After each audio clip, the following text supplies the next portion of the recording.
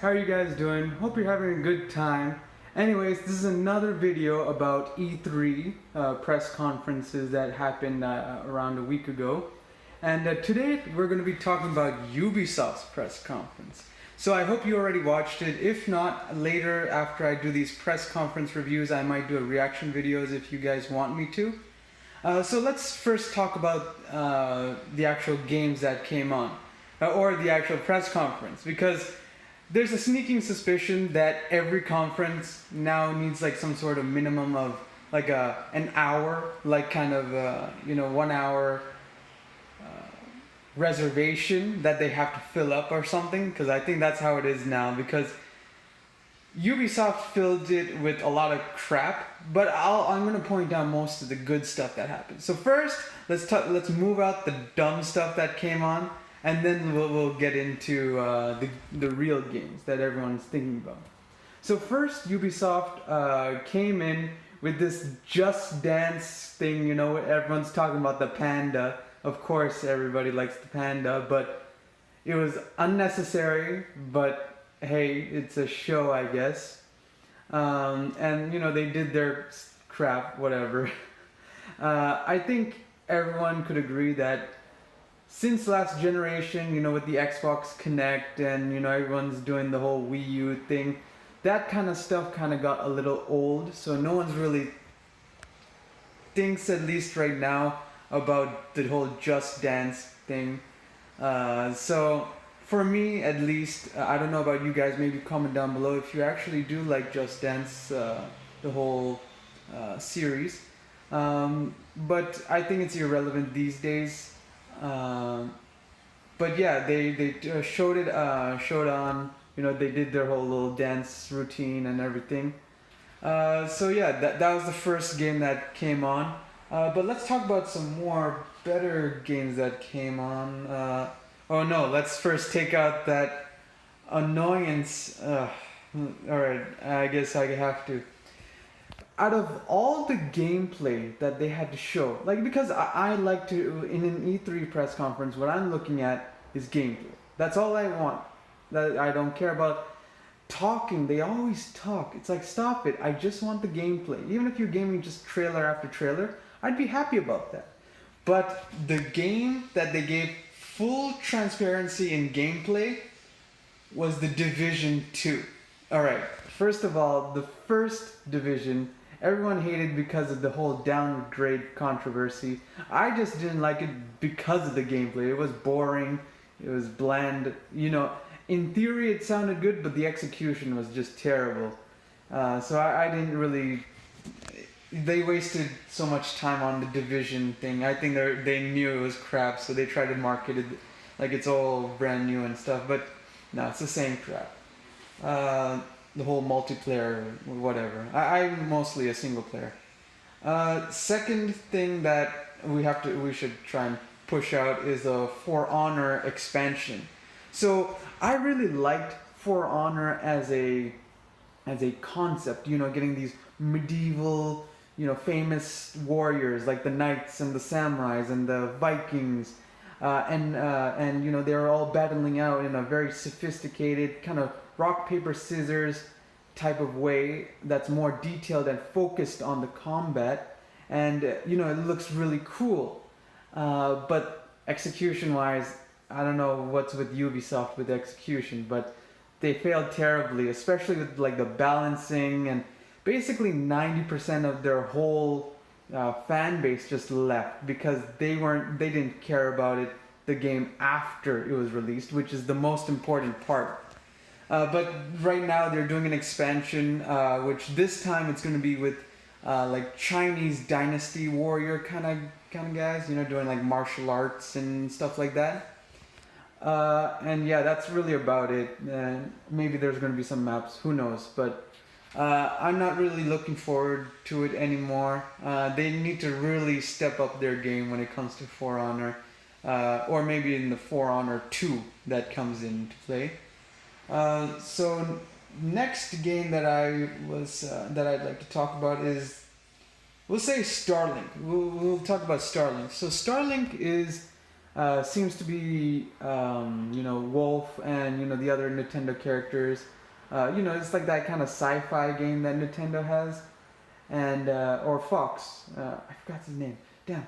But anyways, from the Nintendo 64 series. And there was a game or a trailer that came up, and it interested me. I was like, oh, I liked it. But we'll see. The one thing about Ubisoft is don't trust their trailers. Don't trust what they show first. It's only after release date that's when they actually give it down. So, yeah, that's another game that it actually did interest me. I did like the trailer for Starling. Next, we'll talk about Transference. Yeah, this is actually now we're talking about the more better stuff. I always liked horror genre. It's always interesting, especially watching other people play horror genres. I think this is going to be one of those YouTube things. Talking about one of those trends, this Transference seems to be a VR game, and I think PlayStation in particular is now trying to push more VR into their game library. So this is one of those things. So it's like like some scientist or engineer trying to get into some sort of fake reality, and he's living this world and whatever. And I guess it's gonna turn terrible because that's what a horror game does. So yeah, that's what it's gonna be about. It looks a bit interesting, I'd say. Next. Let's talk about... Oh, okay, yeah. We're going to talk about Skull and Bones. This actually interested me because I always liked pirate games. It's a little awkward that it's in the Indian Ocean, but it's like, don't worry guys, we're just here, don't worry.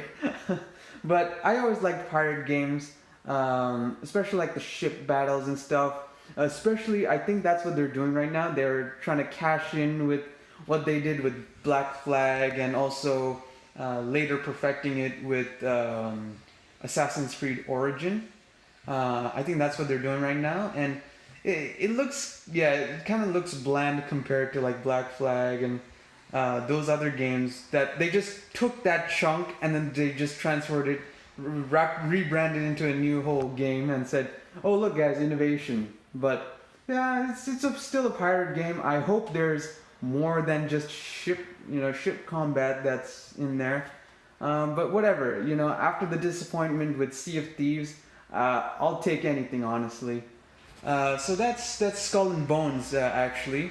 Next, we'll talk about... Beyond Two Souls? No, Beyond Good and Evil 2. It's interesting that's called Beyond Good and Evil 2, even though it's a prequel. Anyways, so this game is in this like kind of sci-fi interplanetary future where I guess everyone turns into an animal, and different countries and whatever kind of colonize in the future. And you're essentially a space pirate, and you're with your crew, and you're traveling along and getting into these journeys or these quests. Knowing the whole Beyond Good and Evil franchise, I guess you're gonna meet some cults. I was a little weirded out with the whole moksha thing because it's like, oh god, okay, here we go. But whatever, I don't care.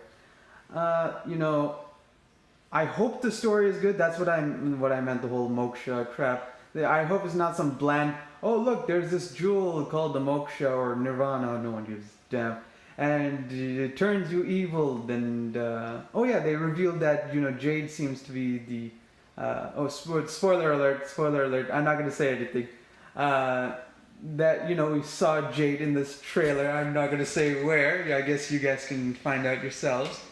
I hope it's not something bland like, oh, this crystal turned them evil, and then after she was freed from the gem, now she's a good person. I hope it's not some bland shit like that.